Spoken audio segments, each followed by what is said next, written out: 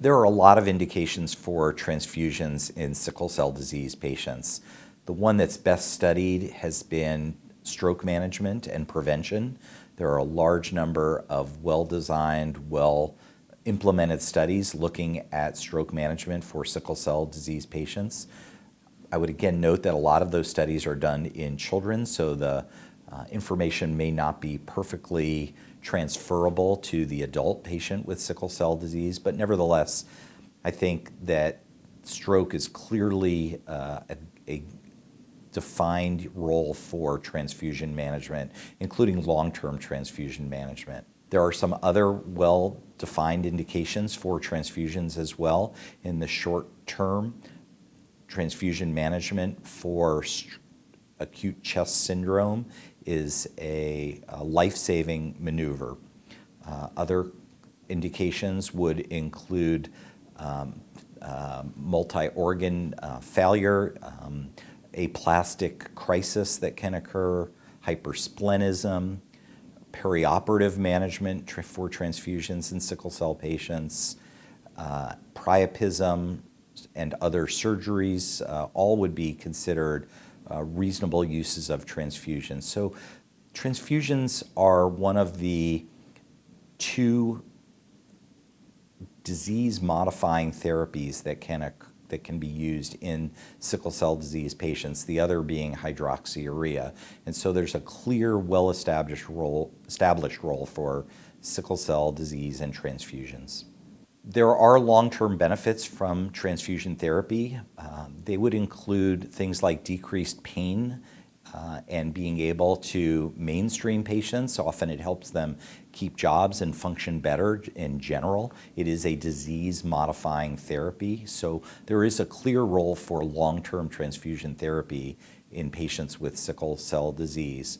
Whether or not transfusions can be stopped is a question that people ask all the time, and there may be some indications where that is beneficial. I can list a few of those times to consider stopping transfusion therapy. One example might be if the person switches to other therapies such as hydroxyurea. That might be a way to stop transfusions by switching to another disease-modifying therapy. Another indication perhaps for stopping transfusion therapy, and one that we think about more nowadays, would be the possibility of a bone marrow transplant or stem cell transplant for patients with sickle cell disease. That's something that's emerging as a therapy for the disease. Other indications for stopping might be in patients who have been able to manage their disease more effectively without transfusions, perhaps better habits in their pain management or other approaches to their disease that may be able to cut back or even stop transfusions under some occasions. The treatment of iron overload is an important component for treatment of patients with sickle cell disease and other transfusion-related diseases in general. For sickle cell disease specifically, the indications for considering chelation therapy would generally be when the ferritin is greater than 1,000, and I do use that as a guideline to consider iron overload treatment with one of the available chelators. I think that there is more to it than that. For patients with ongoing transfusion needs, for example, stroke management, I would begin to consider chelation therapy when the ferritin hits 1,000 as a general rule, because you know that the patient's going to have ongoing transfusion needs, and certainly the iron will continue to increase. The more difficult group to assess and decide when to begin chelation therapy in the adult patients are those that have a lifelong history of transfusions.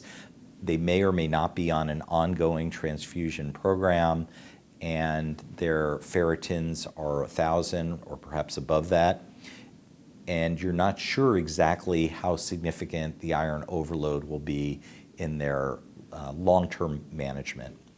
Often our next step in that situation is to do an MRI to measure liver iron concentration from that perspective, to give us another read on how much iron overload there is. And I've been surprised in some patients the iron overload is not as severe as I would have expected, and in others it's more severe than I would have been expecting.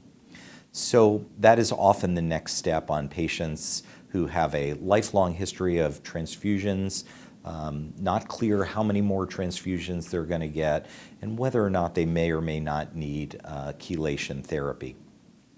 So assuming that they do need chelation therapy, their iron and liver iron concentration is high, we would begin similarly when the ferritin is over 1,000, 1,500 or so, and then use that to monitor the patient longer term.